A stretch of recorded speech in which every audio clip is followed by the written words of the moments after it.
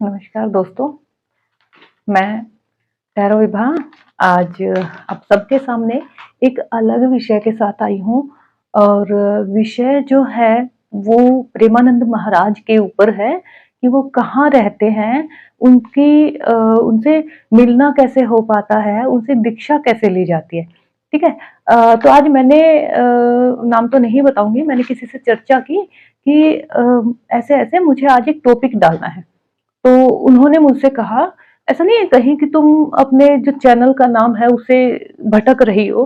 तो मैंने उस दौरान तो जवाब नहीं दिया, लेकिन कहीं न कहीं देखिए, अगर मैं भक्ति के मार्ग पे जा रही हूँ या मैं कुछ ऐसा डाल रही हूँ कि और कोई सामने वाला इंसान जो देखे, वो भक्ति के मार्ग पे जाए और क्यों हम सनातनी हैं, हम क्यों ना चाहें?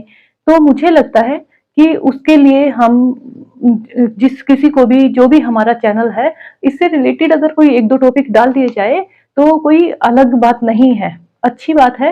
हर इंसान अपने धर्म के बारे में बात करता है, तो क्यों ना हम हमारे धर्म के बारे में कुछ एक आध टॉपिक डाल दिए जाएँ, कभी 1-2 वीडियो डाल दी जाए, तो वो अपने नीच से भटकना नहीं होगा, अपने टॉपिक से भटकना नहीं होगा।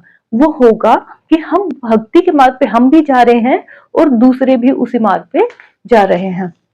तो आज हम बात करेंगे प्रेमानंद महाराज जी के विषय पर कि वो कहाँ से हैं और उनका जन्म कहाँ हुआ, कहाँ रहते थे, वो इस भक्ति मार्ग पे कैसे आए, वृंदावन कैसे पहुंचे, शिव भक्ति से राधा भक्ति में कैसे आए। तो आज वृंदावन में इनका पहुंचने का सफर, यहाँ कैसे मिलते हैं, दीक्षा कैसे ली जाती है, मिलने का समय क्या है प्रेमानंद महाराज का, आज हम उस पे चर्चा करेंगे। कुछ क्वेश्चंस थे, उन पे हम बातचीत करेंगे। तो प्रेमानंद महाराज जी हैं, इनका बचपन का नाम अरविंद कुमार है। बचपन का नाम अरविंद कुमार था और ये कानपुर में एक गांव है, अखरी गांव, वहां के रहने वाले थे। इनके पंडित फैमिली से थे, बचपन से ही इनके फैमिली में माहौल रहा कहीं ना कहीं भक्ति भावना का, क्योंकि इनके जो दादाजी थे वो स्वयं सन्यासी थे और इनके घर में प्रेमानंद महाराज जी के घर में साधु सन्यासी संत महात्मा लोगों का आना जाना लगा रहता था, जिसके कारण इनकी भक्ति में रुचि बढ़ी। 9 साल के थे तब इन्होंने ग्रंथ पढ़ने शुरू कर दिए थे। जब 13 वर्ष की आयु हुई तो प्रेमानंद महाराज जी ने अपनी माता से पूछा, मैं अब भगवान की भक्ति करना चाहता हूँ, मैं भगवान की खोज में निकलना चाहता हूँ, यहाँ से बाहर जाके भगवान की खोज करना चाहता हूँ, ढूंढना चाहता हूँ अपने सभी प्रश्नों के उत्तरों को। तो उनकी माँ ने आज्ञा दी, माँ से आज्ञा लेकर बनारस आ गए। अब इन्होंने गंगा मैया को अपनी दूसरी माँ माना, शिव जी की भक्ति में लग गए और इनके जो गुरु थे गौरांगी शरण जी की सेवा में लंबे समय तक इनके सानिध्य में रहे और गौरांगी शरण जी से इन्होंने बहुत कुछ सीखा। तो मैं इन्होंने कठिनाइयों को भी बहुत झेला, बहुत जिंदगी में कठिनाई आई। ऐसा समय होता था कि खाने को भोजन नहीं होता था पूरे दिन में। इन्होंने भिक्षा ली तो कहीं एक घर में जाके फाइनली लास्ट में मिला, कभी नहीं मिला। इनके पास सर्दियों में वस्त्र होते थे, नहीं होते थे, बड़ी मुश्किलों से उस समय को निकाला। अब प्रेमानंद महाराज जी ने क्या किया, एक बार इन्हें चैतन्य महाप्रभु जी के ये था, इसमें एक रासलीला में पार्टिसिपेट करने का मौका मिला। तो इन्होंने वहां शैव भक्ति करते थे, शिव जी की भक्ति करते थे, उसमें रहते हुए 1 महीने के लिए उन्होंने रासलीला में पार्टिसिपेट किया। और रासलीला में के बाद इनका हुआ कि इन्हें बनारस से वृंदावन आना है। तो इन्हें पता नहीं था वृंदावन एक बार आना, वृंदावन इनको अपना लेगा, जाने ही नहीं देगा। वृंदावन से उसके बाद प्रेमानंद महाराज का जाना ही नहीं हुआ और वृंदावन में ही रच बस गए। शिव भक्ति से राधा भक्ति में, कृष्ण भक्ति में लीन हो गए। अब होता क्या है, महाराज जी मिलेंगे कहाँ पे, इनका जो आश्रम है वो आपको उसका नाम वृंदावन में है। आश्रम का नाम है श्री हित राधा केली कुंज। और आश्रम का एड्रेस क्या है, ये परिक्रमा मार्ग जो है, वृंदावन परिक्रमा मार्ग का जो आपको एक बड़ा सा गेट दिखता है, वहां से लगभग आप अंदर थोड़ा और अंदर आते हैं तो आपको प्रेम मंदिर नजर आता है। प्रेम मंदिर से थोड़ा आगे चलते वराह घाट है ना, वहां से आपको एक वेदांत हॉस्पिटल दिखेगा, उसके जस्ट सामने गली में, बिल्कुल सामने गली में ही ये आश्रम आपको देखने के लिए मिलेगा। इनका मिलने का एक समय होता है। अब ऐसा नहीं है कि ये आपको हर समय अवेलेबल होते हैं, आश्रम में हमेशा होते हैं, हमेशा आश्रम में नहीं होते हैं। इनका जो समय होता है उसकी चर्चा मैं आपसे लास्ट में करूंगी, और मिलने के प्रेमानंद महाराज जी से 3 तरीके हैं, और दीक्षा कैसे ली जाए उसकी भी चर्चा लास्ट में करूंगी। अभी थोड़ा मैं प्रेमानंद महाराज जी के बारे में और बता देती हूँ। जैसे अभी इनकी आयु 60 वर्ष है, और इनकी दोनों किडनियां खराब हो चुकी है, और लगभग 10 से 15 वर्ष हो चुके हैं प्रेमानंद महाराज की किडनियां खराब हुए, और इनको कहा गया था सिर्फ 2.5 वर्षों तक ही आपकी आयु रहेगी, 2.5 वर्ष से ज्यादा आप नहीं जी पाएंगे। तो प्रेमानंद महाराज जी को इन्होंने, काफी लोगों ने बोला, इनको भक्तों ने बोला कि हम अपनी एक किडनी आपको दे देते हैं, लेकिन उन्होंने मना किया कि मैं अपने सुख के लिए, अपने थोड़े से लंबे जीवन के लिए किसी और को कष्ट में नहीं डालना चाहता हूं। तो ये प्रेमानंद महाराज जी ने सभी से मना किया, और उस समय के बाद भी 10, 12, 15 साल हो चुके हैं, और प्रेमानंद महाराज जी अच्छे से जी रहे हैं, बिना किसी दवाई के, बिना किसी डायलिसिस के, बिना किसी ट्रीटमेंट के, बहुत लंबे समय से अच्छे लोगों को अपने प्रवचन देते आ रहे हैं, लोगों के साथ उनकी सेवा करते आ रहे हैं, सबकी राधा रानी का नाम जपते आ रहे हैं। और अब प्रेमानंद महाराज जी आश्रम में अपना समय देते हैं। अब होता क्या है, प्रेमानंद महाराज जी का जो समय है वो समय सारणी कुछ ऐसे रहेगी, मैं आपको बता देती हूँ। सुबह 4:10 से लेके 4:10 से 5:30 बजे तक दैनिक सत्संग होता है। इससे पहले 3 बजे से 4 बजे तक महाराज जी परिक्रमा करते हैं, और 4:10 से इनकी समय सारणी शुरू होती है। 4:10 से 5:30 तक दैनिक सत्संग होता है, और 5:30 से 6:30 बजे तक मंगला आरती और वन विहार होता है। 6:30 बजे से 8:15 बजे तक श्रीहित चतुरासी जी गायन, श्रीहित राधा सुधानिधि पाठ होता है, जो कि मंगलवार को और शुक्रवार को ही होता है, ट्यूसडे और फ्राइडे को ही होता है। अब 8:15 बजे से लेके 9:15 बजे तक श्रृंगार आरती, भक्त नामावली और राधा नाम संकीर्तन होता है। इसके बाद सायकालीन जो कार्यक्रम रहेगा जो समय वो कुछ ऐसा रहेगा।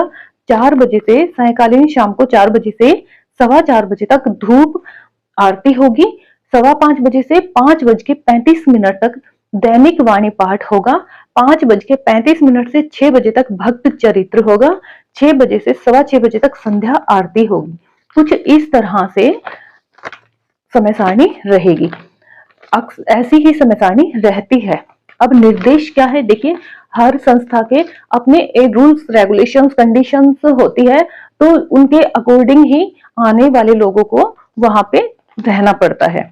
अब कंडीशन क्या है, प्रातः 4 बजे सत्संग हॉल में प्रवेश बंद हो जाता है।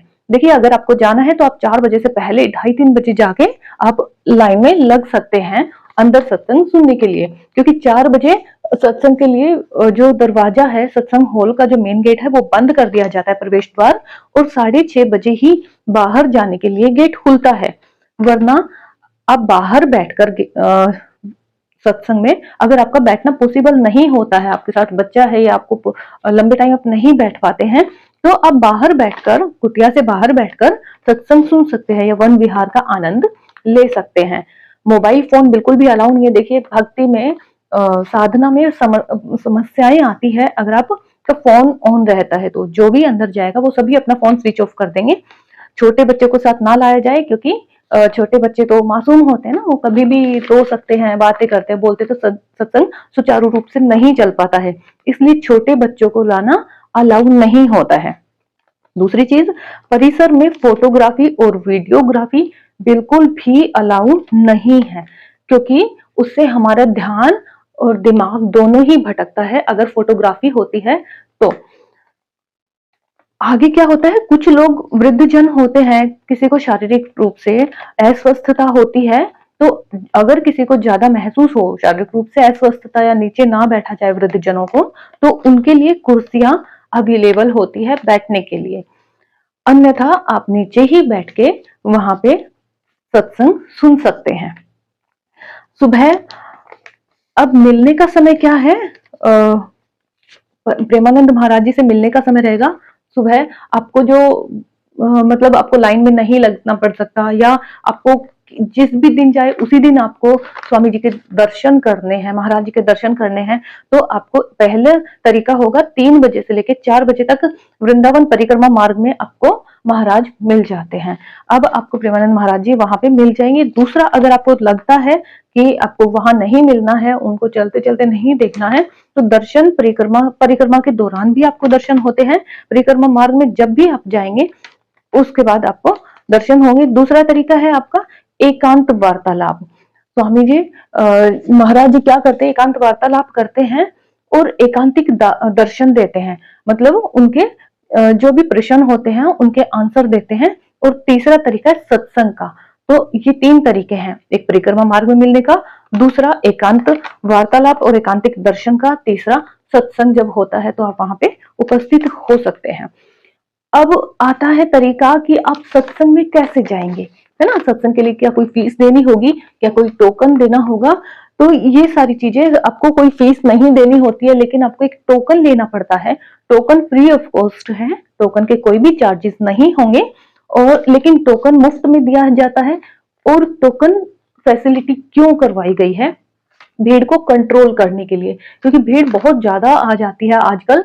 महाराज के दर्शन के लिए बहुत सारे श्रद्धालु उमड़ जाते हैं उनकी एक झलक पाने के लिए। तो आश्रम में भी ऐसा हो सकता है, इस वजह से टोकन व्यवस्था की गई है कि आप मुफ्त, एक दिन पहले जाना होता है आपको टोकन व्यवस्था के लिए। अपना नाम नोट करवाएं, अपना विवरण वहां पे देंगे, जब आप अपने बारे में बताएंगे आपको एक टोकन मिलेगा। टोकन फ्री ऑफ कॉस्ट होगा और आप अंदर जाके कुटिया में बैठ सकते हैं। अंदर आपको बैठना संभव नहीं है लंबे समय तक, क्योंकि 6:30 बजे से पहले दरवाजा नहीं खुलेगा। 4 बजे सत्संग हॉल का दरवाजा बंद हो जाता है, 6:30 बजे ही खुलता है। अगर आप इतनी देर बैठ सकते हैं सत्संग के लिए तो आप अंदर बैठ सकते हैं, पॉसिबल नहीं है तो आप बाहर बैठ के सत्संग का आनंद ले सकते हैं, वन विहार का आनंद ले सकते हैं। अब दीक्षा की बात आती है। काफी लोग बहुत प्रभावित हैं प्रेमानंद महाराज जी से। उनको लगता है क्यों ना हम दीक्षा लें, और दीक्षा के लिए कैसे दीक्षा ली जाए, दीक्षा का तरीका क्या है, तो मैं आपको बता देती हूँ।